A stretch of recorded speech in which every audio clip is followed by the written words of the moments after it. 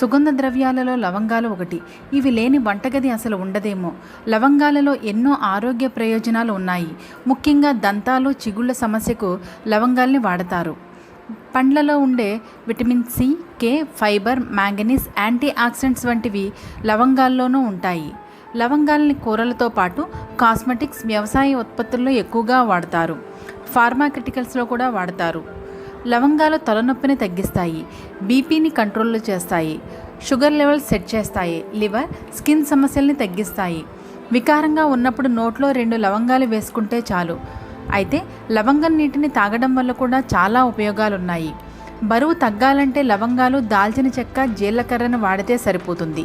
ఈ మూడింటిని రోస్ట్ చేసి పౌడర్ చేసుకుని ప్రతిరోజు ఉదయం ఈ పొడిని గ్లాసు నీటిలో 1 టేబుల్ స్పూన్ వేసి మరిగించి చల్లారిన తర్వాత దీనిలో టేస్ట్ కోసం కాస్త తేనె వేసి తాగితే శరీరంలో అదనపు బరువు ఈజీగా తగ్గిపోతుంది. లవంగం నీరు జీర్ణక్రియను పెంచుతాయి, అలాగే శరీర అధిక బరువును తగ్గిస్తాయి. శరీరంలో వేడిని తగ్గించడంలోనూ సహాయపడతాయి. చాలామంది త్వరగా బరువు తగ్గేందుకు లవంగం నీటిని తాగుతారు.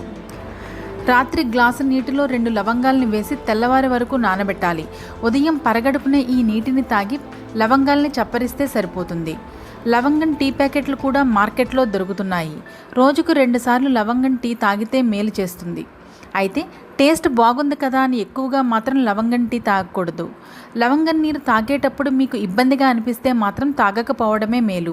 ఎందుకంటే లవంగం నీరు కొంతమందికి పడదు, ఏదో అనీజీగా అనిపిస్తుంది. అలాంటి వారు పాటించకపోవడమే మేలు.